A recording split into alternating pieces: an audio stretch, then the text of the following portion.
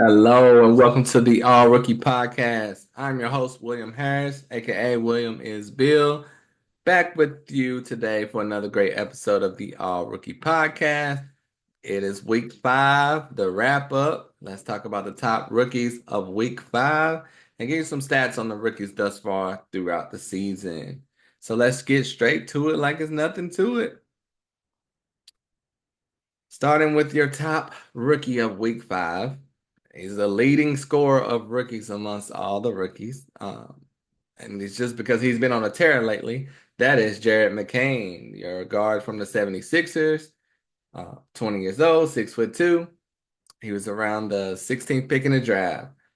But I mean, over his last 10 games, he has been phenomenal. But just speaking off strictly week 5, 20 points, 4 boards, 4 assists, 2 steals in the first game. 20 points, 2 boards, 5 assists in the second game. 30 points, 5 boards, 3 assists, 2 steals in the third game, and 18 and 4 assists in the fourth game. Jared McCain is just dominating, honestly, taking control of the team. The Sixers are full of injuries. They're not really winning games, but the bright spot has been Jared McCain. And he's going to be playing alongside Tyrese Maxey, and he's keeping his job. There's no way to take Jared McCain off the court. He's a guy I was not high on coming into the league. In college, he was just a run-of-the-mill point guard, honestly. Typical Duke point guard that's solid in college, doesn't really get an opportunity in the NBA, but he's turned into a whole different animal with the Sixers. I don't know if it's just hard work, the scheme, or what. I mean, he's made some plays out there looking like Steph Curry, honestly. And so I'm happy for him. That's tremendous. Jared McCain, for this week alone, his averages are 22 points, 3 boards, 4 assists, and 1 steal, and just killing it for the Sixers. Very happy for Jared McCain. It's going to be interesting when the team is fully healthy. I'm sure those numbers, especially points, will trend down, but still, he's showing you what he can do. Is no, putting the toothpaste back in the jar, in the tube, whatever. You know what I mean? So Jared McCain is here to stay. And a lot of teams are probably upset they passed on him. Number 2, we have Dalton Connect for the Lakers. For week 2, he's averaging 21 points. I mean, week 5, 21 points, 5 boards, 1 assist, and having a great run at it. He had in 3 games this week. First game, the game that really truly set it off, the highest scoring performance of any rookie thus far, 37 points, 5 boards, and 1 steal. And he shot the lights out. I think he was 9 3-pointers, something crazy like that. Next game, 17 points, 4 boards, 1 assist, and then 9 points, 5 boards, 1 assist. It's crazy because after that 37-point game, he played the Magic, and the Magic were treating him like he was LeBron James. They were denying him the ball, trying everything they could to not let Dalton Connect get the ball. And that's crazy. That's exactly what the Lakers need. Someone else that teams can focus on. That just makes the game easier for LeBron and AD. And Dalton Connect showed he can do that and be that for this team. If he can keep this up and it's not just a every now and then thing, and he becomes a true threat for the rest of the season, that changes the Lakers' fortunes, in my opinion. That's going to make the game, like I said, so much easier for LeBron, and that's what they needed. And I mean, this is 2 picks right here, back to back, in the teens that are truly affecting their teams. The Sixers have to get healthy, but there will be playoff contenders here, and with 2 contributing rookies. Number 3, we have Donovan Clingan. For week 5, he's averaging 6 points, 12 boards, 1 assist, 1 steal, and 2 blocks. And we're seeing those minutes ramp up. Early in the season, we were seeing his production was great with the minutes, but they were very limited minutes. Now he's getting minutes. He's averaging around 20 minutes this week. But he had a 25-minute game where he scored no points, but had 19 rebounds and 3 blocks. That's tremendous defensive presence right there and offensive for the rebounds. You want to see more than 0 points, obviously, but another game, 10 points, 9 boards, 2 blocks, 2 steals. The other game, 9 points, 7 boards, 2 blocks. So his blocks were low earlier in the season. That's ramped up. Minutes has ramped up, and rebounds are just off the charts. So I think he was saying he was playing 10 minutes. So if that was 20 minutes, those rebounds would be tremendous. And here they are, tremendous. It's all about Portland right now and what they're going to do with their big man rotation. They have three big men. They're all hurt. Klingon is out right now. I think it's minor, but he's hurt. Robert Williams will play, then rest. They're babying him because of his previous injury history. DeAndre Ayton is out right now. I don't think it's serious though. So we still don't know what the Portland team is going to look like, but it's clear Donovan Clingan with minutes will be effective. And who will take on Ayton or Robert Williams? That's the only question we're waiting for in Portland. In the meantime, Clingan will dominate in the minutes given statistically. Next, we have number 5, Alex Sarr for week 5. Number 4, Stephon Castle. Put the cart before the horse there. Stephon Castle averaging 16 points, 3 boards, 6 assists, 1 steal, and 1 block per game. And he is really stepping it up. Early in the season, you've seen flashes, you've seen signs, but over the last 10 games, you're seeing, okay, he's right there. He's right there. And this week 5, he had 3 games. He had 10 points, 3 boards, 8 assists, 1 block in the first game, 18 points, 6 assists, 1 block, 1 steal in the second game. And then the third game, 19, 3, 3, and 1 steal. So you see that's consistent with the minutes, around 33 minutes per game in this week. And, this is a lot to do with Devin Vassell being out. But at this point, if Vassell is back, you're not just putting Stephon Castle on the bench and limiting his minutes. Stephon Castle has shown that he can play with this team. I saw a defensive highlight, which is rare to see nowadays, but he was guarding Steph Curry better than anyone I've seen guard Steph Curry in a long time. Just stayed on his hip. Steph couldn't even get the shot off, had to make a pass out. And that's normally not the case. When Steph has his dribble, which is tremendous, he gets to his spot and he's still contested, he will pass the ball away to Draymond or someone, and he's gonna get open real quick, and he knows they're gonna pass it right back. They passed it right back to him. He still couldn't get open and get the shot off because Stephon Castle was in his hip pocket. So even if Stephon Castle's not scoring, not passing, he's going to be on the court for that defense. I mean, he's not supposed to be guarding Steph Curry either. He's a shooting guard type of size, and he's ready. He's ready for the challenge. I love it. I mean, this is with Victor Wembanyama's been out a lot, and that's allowed Stephon Castle to score more. But regardless, I think this team is going to be in need of a lineup change or a depth chart maneuvering. But Stephon Castle, I think, is here to stay. Like I said, 33 minutes this week. The previous week, he was around 30 minutes. I think you can expect that he's not going to get less than 25 minutes a week, even if this team is fully healthy, I feel. Number 5, Alex Sarr. Averaged 10 points, 9 boards, 2 assists, and 1 block this week. And you hate to see the blocks coming down, but it is what it is. But his latest game, he had a huge performance. 17 points, 14 boards, 3 assists, 1 steal, 2 blocks. That's the Alex Sarr that we know he's capable of being. It's just happening like once a week, basically. So when he puts it together, he's going to be tremendous. But he had another 6-9 game, 8-4. Just got to get those blocks back up. And his minutes are pretty consistent. So that's just what you want to see, just more and more of Alex Sarr.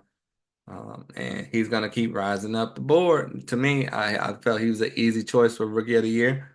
Other guys are stepping up and making a way out of no way. A lot of it is injuries. A lot of it is luck. But they may come in and out of minutes. But Alex Sarr's minutes are staying there and possibly rising. So he will remain in the top 5, should be top 3 rest of the season for Rookie of the Year. Next, we have Jalen Wells, Memphis Grizzlies. For this week 5, he averaged 16 points, 3 boards, 3 assists, 1 steal per game. And Jalen Wells, again, second round pick, biggest surprise of the season so far for the rookies. Had an 8-point, 3 board, 2 assists, 1 steal, 1 block game, 14-point game, and his biggest game of the week, 26 points. Biggest game of his career, 26 points, 4 boards, 6 assists. He went off against the Bulls. The Bulls kind of suck, but still, it's good to see Jalen Wells out there prospering. They had Vince Williams come back, and then he got hurt again. GG Jackson's still out. Marcus Smart is in and out of the lineup right now. But Jalen Wells appears to be here to stay. Before this game, he really was staying in the teens as far as points. So it's like, he's going to get around 14 points, 2 boards, 2 assists per game. That's not anything where you can say, I have to keep giving him minutes. It's kind of like he's a nice player, but he's at 26 points. This is his second 20-plus point performance. If he can do this, he's not coming out of that lineup at all. So we will see. I know we're ready to see GG Jackson back, but Vince Williams could just lose his job, honestly. We'll see. Number 7, Zachary Richer. 11 points, 4 boards, 1 steal for week 5. Had some nice performances, especially the first game of the week. 18 points, 2 steals, and 1 block. Had a 12-8 game. Last game, only 4 points. 1-1-1 in 15 minutes. But when those minutes are up, Zachary Richer is showing you why he was a lottery pick. I'm not going to say showing you why he was the first pick, but he's hanging in there, playing pretty well for the Hawks. We want to see more, but I think it's a slow, steady increase. And just hanging there with Zachary Richer. He's number 7. Number 8, Yves Missi for the Pelicans. This week averaged 7.5 points, 8.5 boards, 2 assists, half steal, half block per game. And he only played 2 games. That's why he's 8th. But he had a 9 rebound, 4 assists, 1 steal, 1 block game, and a 12.8 rebound game. He's day-to-day right now, so he just missed his last game. We will see how long he's out. But again, the minutes are limited around 20 for this week. Last week was around 27. We need to see those minutes back up. But first, more importantly, we need to see him healthy because the Pelicans cannot stay healthy. Now, speaking of another Pelican, Antonio Reeves, a second-round pick out of Kentucky, finally got some minutes this week. Played all 3 games, 7 minutes, 39 minutes, and 12 minutes.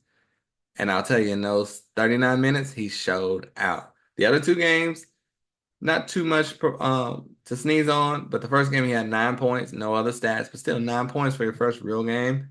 Nice. Second game, though, 34 points, 5 boards, and 3 assists for Antonio Reeves, a guy many of you may not have heard of, but he was a mid-second round pick. I think I had him ranked in the top 34. Like 31 to 34 range, because he could just come in and shoot the lights out for a team. He's 24 years old, so that's why the teams hate that. But given the opportunity on this depth chart, he was able to take full advantage. I don't know what happened in that next game. Why would you go from 39 minutes to 12 minutes? I think Ingram might have been out, and then he was back for the next game. But still, give the young man another opportunity to replicate what he did. They did not do that, but keep your eye on Antonio Reeves. We'll see what happens. Because he averaged 15 points for that week. But like I said, it was mainly just 1 game, but still. And speaking of just 1 game, we have Jalen Tyson, who ended up averaging 8 points and 6 boards for the week. But that was mainly because of his 1 game as well. Literally, it was 3 games. He only played 2. And the second game, he really didn't play at all. But 37 minutes in the first game, 6 minutes in the next game. And in those 37 minutes, he dominated, scoring 16 points, 11 rebounds, 7 assists, and 2 steals, putting up numbers all across the board. And it was just a dominating performance. Epic performance for anyone that plays fantasy. But the next game, nothing. Why do you go from 37 minutes to 6 minutes? Same thing with Antonio Reeves, like I just said, 39 minutes to 12 minutes. There were guys out on the Cavs, Caris LeVert, somebody else that they like to play, but that allowed him to play a lot of minutes. Next game, maybe Caris was back. I didn't hear, but teams are doing what they think is right. I don't know, but It was great, great, great to see Antonio and Jalen show what they can do because they hadn't been really given a chance all year. So they are two guys that are now in the top 10 for week 5 for the first time. Next, we have Kyle Filipowski from Duke, the Utah Jazz. Averaged 7 rebounds for per game for this week, but he only played 2 games out of the 3. First game, 3 and 5 with 6 assists. Next game, 4 points, 9 boards. Um, Third game did not play. He's day to day, but just seeing him out there being productive in around 20 minutes this week. Want to see more from him. Hate the 2 and 3 game weeks. Want to see 4 and 5 game weeks, but the players don't want to see that. But that they can manipulate numbers when you, especially when you're low minutes or high minutes. But Kyle Filipowski makes number 11 for the Jazz. We'll see what happens with them. Every year they're doing the same thing so far. They know they're not going anywhere, and then they tank halfway through the season. We will see if Filipowski's part of their future or not. Number 12, Tristan da Silva. He averaged 8 points, 4.5 boards, 2 assists per game in week 5, and he did play 4 games. First game, nothing really, but he had 5 boards and 6 assists. Next game, 10 points. Third game, 12 and 4. Fourth game, 8 and 6. Just solid all around production from Tristan da Silva. And, replacing Franz Wagner, Paolo Banchero. When he comes back, I think Tristan will go straight back to a bench role. And I mean, literally just sitting on the bench, not getting on the court. But we will see what happens because he's not really dominating, taking off in this. He's showing good signs. That's all he's doing right now. So he's not showing that, hey, when Paolo gets back, you have to play this guy. You know what I mean? But he's playing solid enough. That's why he's number 12. Number 13, we have Bub Carrington, who averaged 8 points, 3 boards, 2 assists, almost a steal and a block per game for your Wizards. It was weird because he's playing really good, showing you all the signs that you would want to see from a rookie. But Malcolm Brogdon came back this week. First game, it didn't affect Bub. Bub played 31 minutes at 18 and 4 with 2 assists. Next 2 games, only 22 minutes, and the production was not really there. 2 points and 5 points. He had nice steals and a block in the last game, but the production is not there for Bub.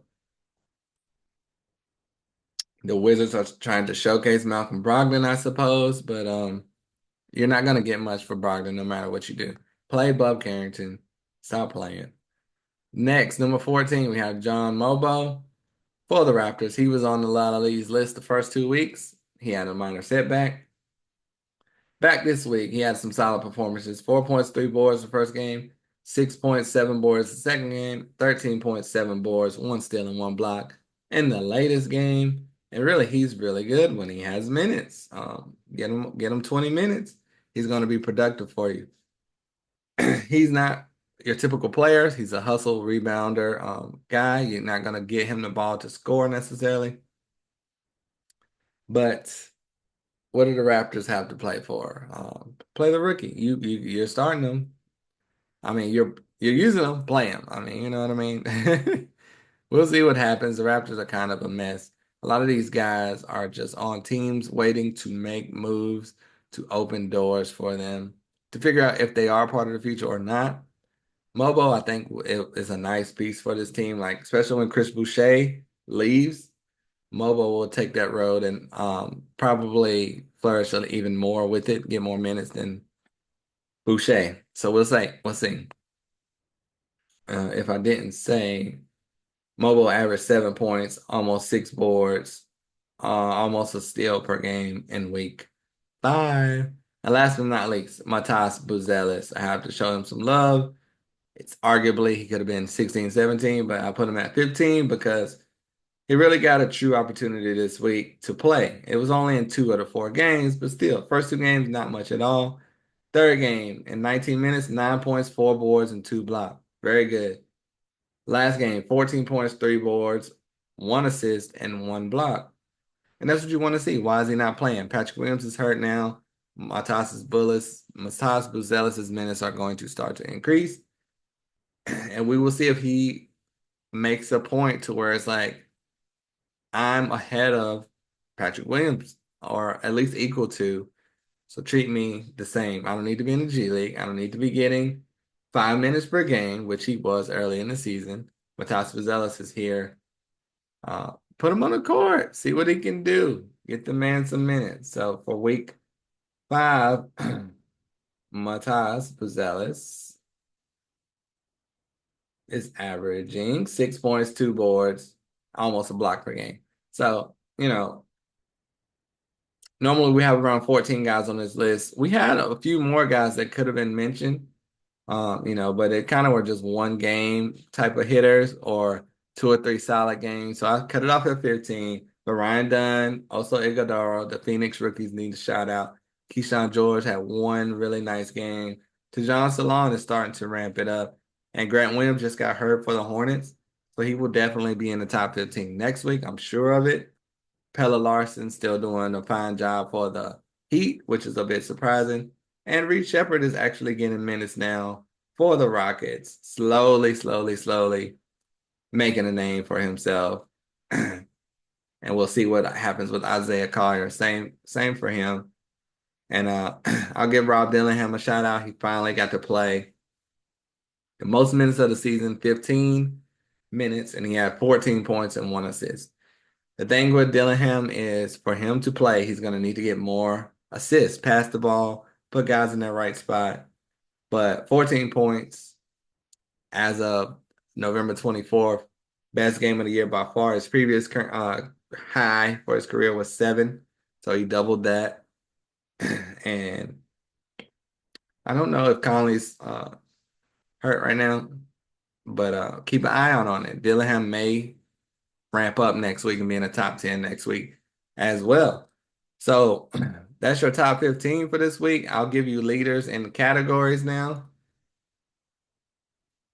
What a fun week. We have points leaders, Jared McCain with 16.6, followed by Jalen Wells, Zachary Ricochet, Dalton Connect, and Zach Edey. They're all around 11 and 12 points. Rebound leaders is a tie. Yves Missi and Zach Edey, both tied at 7. Donovan Clingan right there at 6.7. Alex Sarr and Filipowski at 6 and 5. Your leader in assists, Bub Carrington, way ahead of everyone. And this is all these stats are for the season so far. Regarding these categories, Bub Carrington with 5, Steph Castle with 3.6, Jamal Shead and Collier with 3, Keyshawn George almost with 3. Your leaders in blocks, Donovan Clingan and Alex Sarr with 2. And you have a couple guys with 1. Leader in steals, they're all at 1, really. 1.1 to 0.9. Bub Carrington technically the leader, but Isaiah Collier, Spencer Jones, Zachary Ricochet, AJ Mitchell right there. And your leader in minutes still Bub Carrington and Keyshawn George. All right, guys. Thank you so much for joining me again on the All Rookie Podcast. So much fun talking about the rookies. Stay healthy, y'all. I could not do a week 4 recap because I was so sick. Sore throat, no voice, mucus. You don't want to hear about all that, but I'm back this week and I love to hear your comments and appreciate all your support. Rookie, rookie, rookie. I don't know why I said that, but until next time, I'm out of here, y'all. Peace.